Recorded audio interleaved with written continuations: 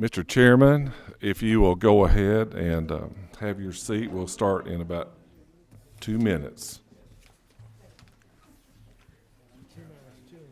Where's my thing? Is this mine or is that yours? That's mine. Hand me that one over there, please, Miss Courtney. I think I may Thank have you. one.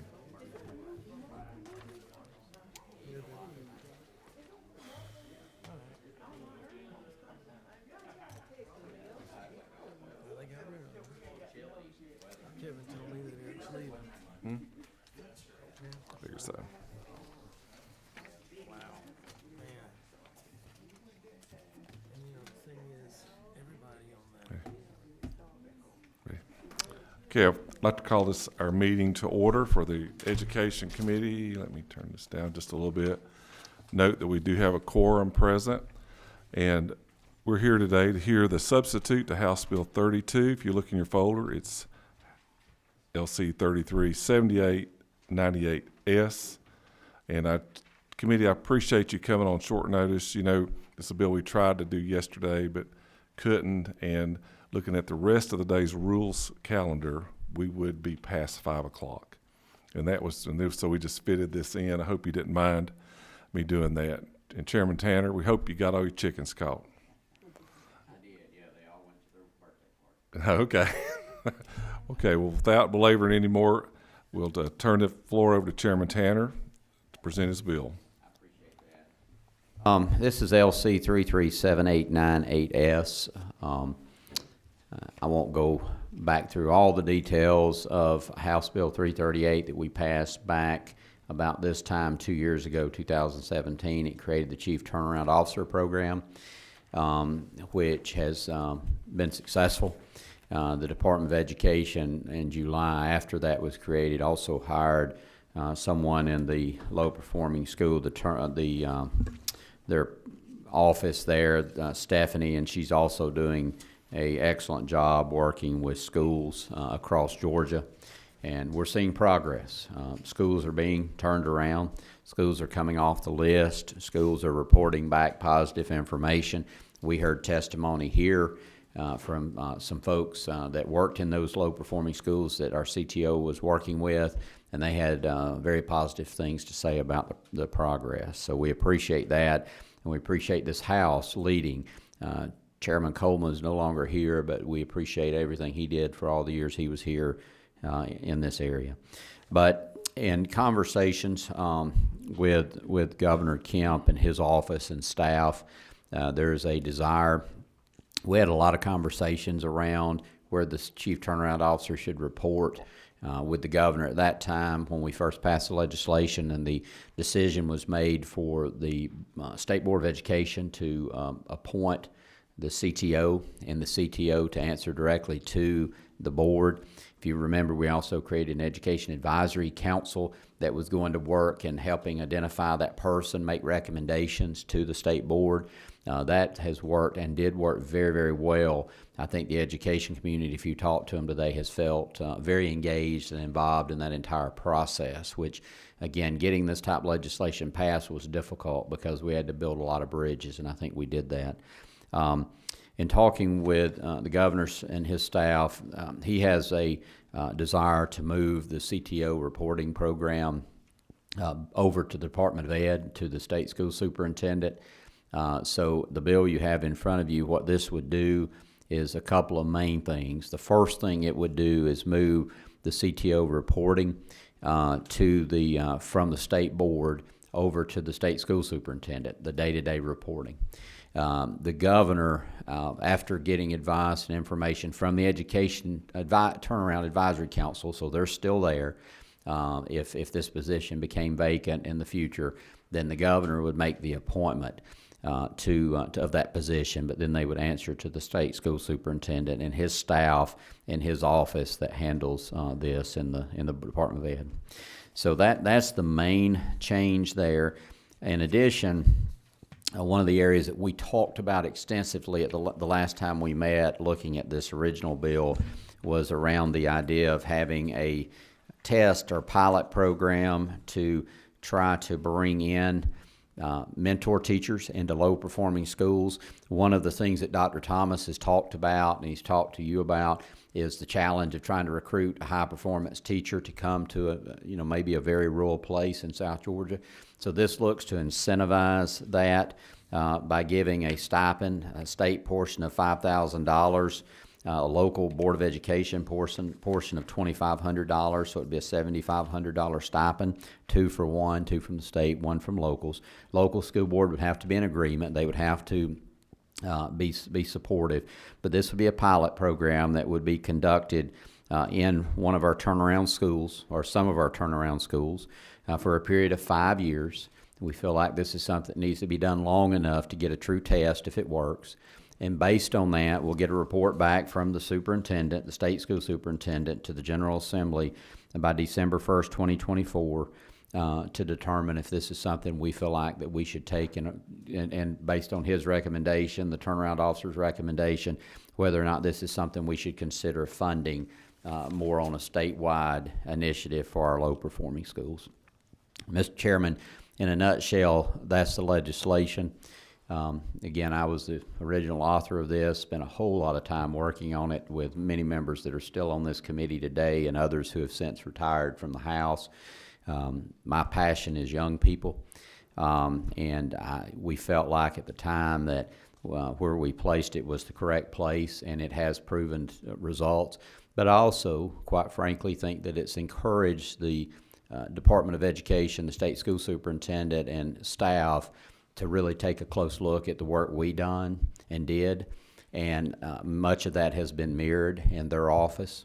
And the platform that this committee laid out and this House laid out is being used by them and by Stephanie specifically, and it's proven to be successful. So combining those efforts under one umbrella will hopefully prove to be successful, and we'll continue to do the number one thing I'm interested in, which is support our young people, so that no matter what, and I know this coin's used a lot, but no matter what zip code you live in, that you get a high quality education from the Georgia public school system. So with that, Mr. Chairman, I'll be glad to answer any questions.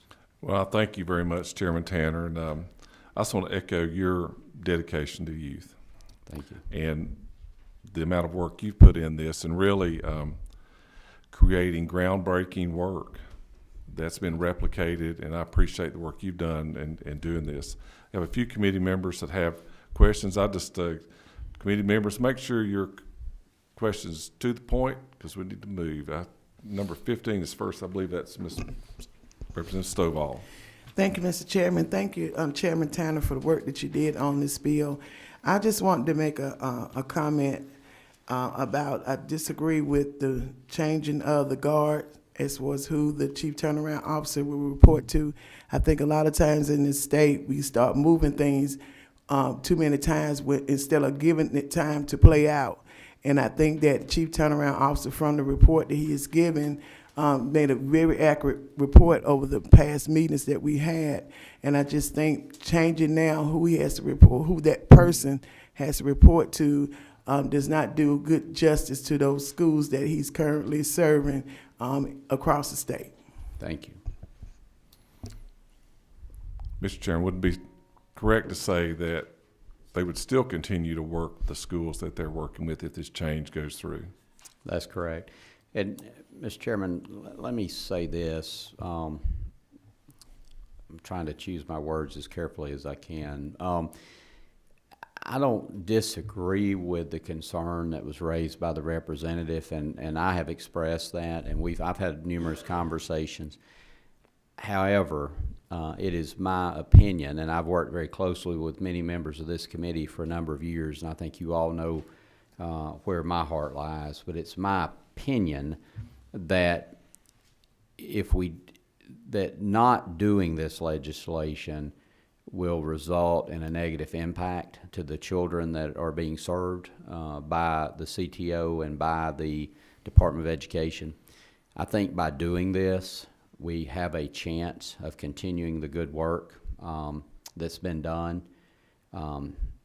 And we have a lot of factors that play into making these decisions. We're a House, we have a Senate, we have a governor, and everyone's opinion's important. But I have wrestled with this decision, and I've come to the conclusion, based on a lot of conversations, that I do believe that by presenting this bill to you today, this is what I think is in the best interest of the children. So, Thank you, Mr. Chairman. 26, is that Chairman Nix?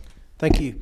Mr. Chairman, is it not true that when we did this like we did with the chief turnaround officer, that our desire was to put a laser focus on the need of improving these schools, and that turned out to be an impetus to get this really started? Until that time, we had not seen a lot of movement to address those issues.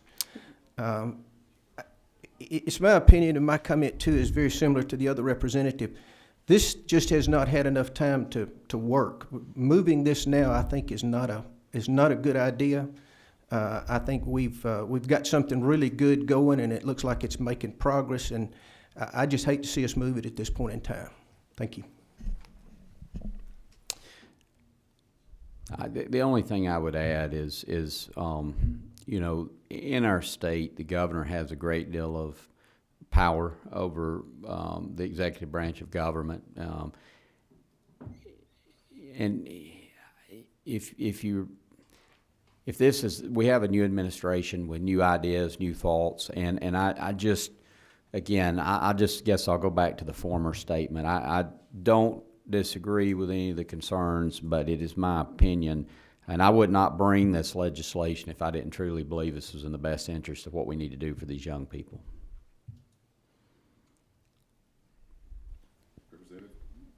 Representative Carter. Thank you, Chairman. Don't laugh like that before you ask me a question now. Come on. So let me just tell you, I jokingly went to the chairman and said, "Hey, let's just do pass and keep it moving." Then I opened my folder, and you and I, we spent a lot of time talking last year. And my stickler 2 years ago. was it 2 years? Mm-hmm, it was. Okay, so but my stickler was where the position lied, Mm-hmm. and I still believe that it should have been under the state school superintendent, but it's under the state school board, and it has worked well. I probably have been one of the biggest supporters after it passed, even though I strongly fought against it. I can't support moving. I hear what you're saying, and I think we're all saying the same thing. Where I had some reluctancy, not so much about the position and what it was going to do and the people and the kids it would serve, but I did have an issue with where it lied. But now we see it working, and I hear what you're saying. But our children should not continue to be subject to our politics. We need to fully fund the chief turnaround office so he could really do what he needs to do in those communities, and maybe even increase the number of schools that he's supporting. But I think we're sending a very bad message that we're moving this position to the governor's office. And honestly, it looks more like politics than we really believe that this position is going to be better served where it is. I just want to make one clarification. It would be the state school superintendent's office, not the governor's office. So the governor would be making the appointment after the education advisory group made recommendations, but ultimately it would be under the state school superintendent.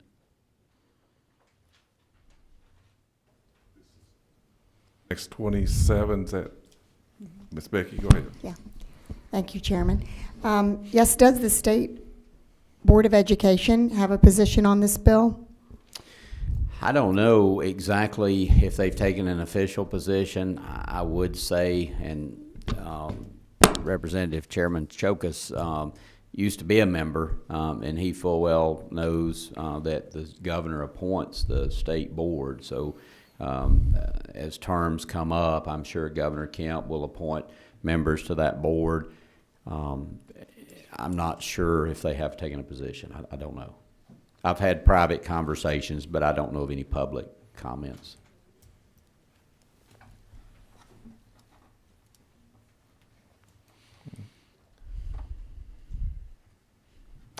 Okay, any other further questions for Chairman Tanner? Okay, we'll take a motion, if there's one, would like to make one, and we'll vote. A motion do pass, a second.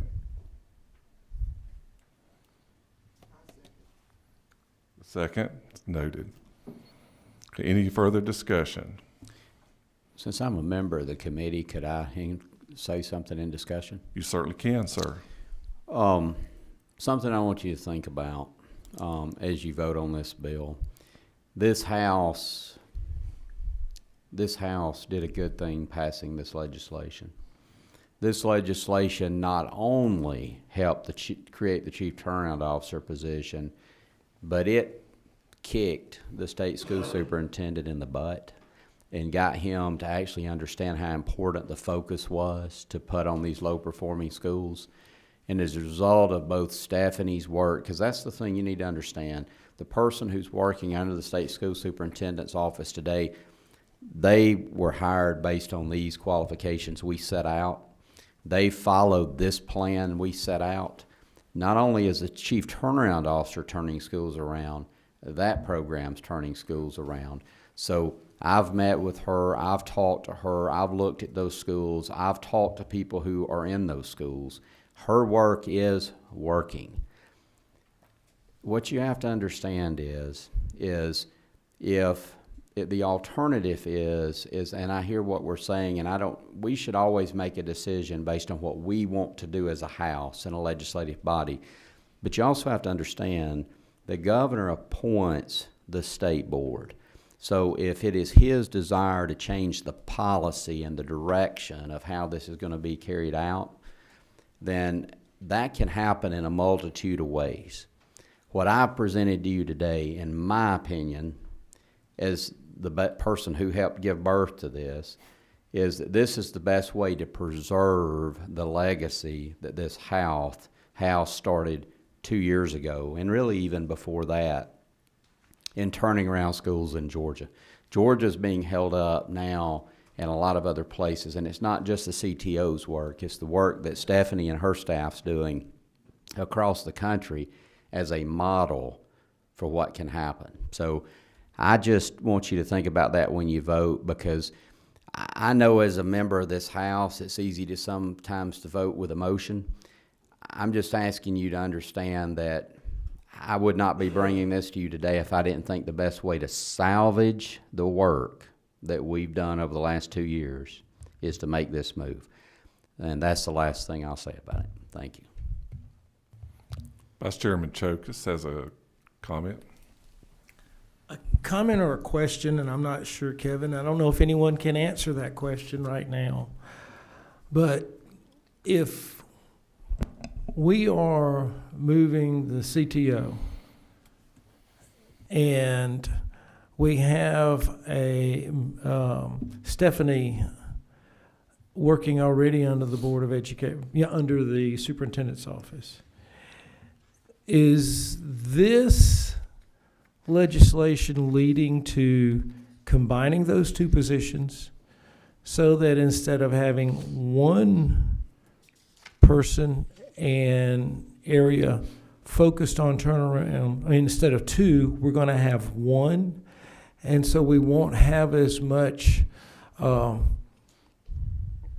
impetus or we're going from two to one, and we'll be able to cover less ground and be less effective. My understanding and having conversations with DOE and others, the idea is to have the CTO be almost like a laser-focused crisis team to go into the most severe schools. This group that Stephanie works with, they work with all the schools on the list, 100+ schools in some capacity.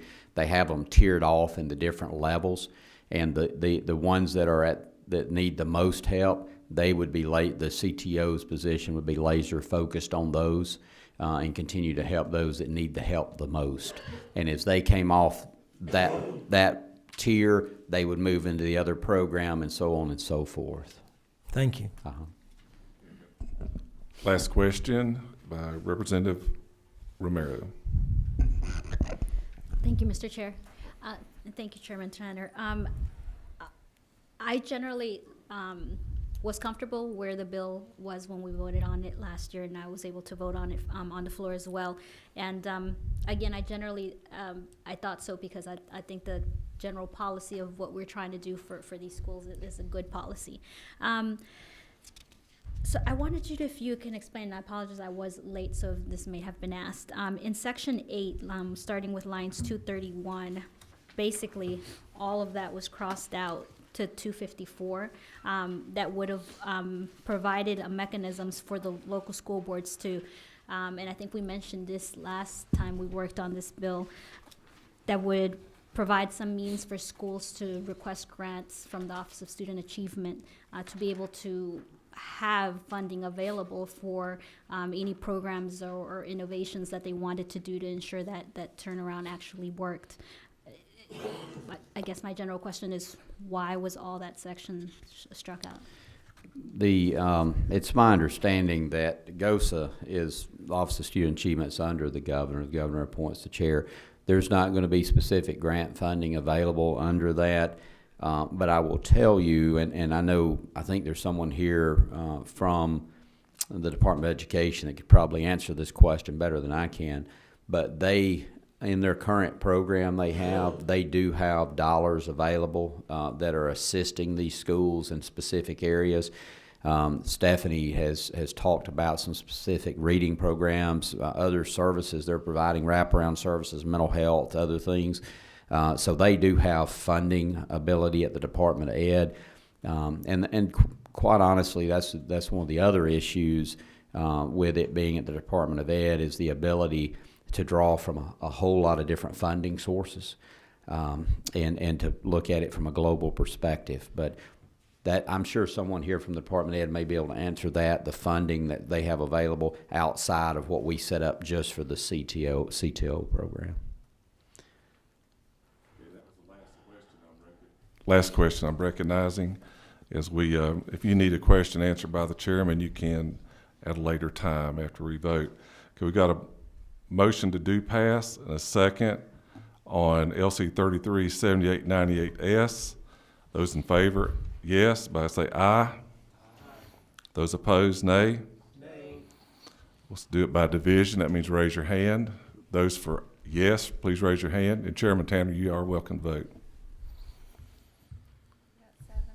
7. Those, that was 8. Those again, please raise your hand. Nay. The nay, excuse me again. Motion passes. Thank you. Thank you, committee. I appreciate it.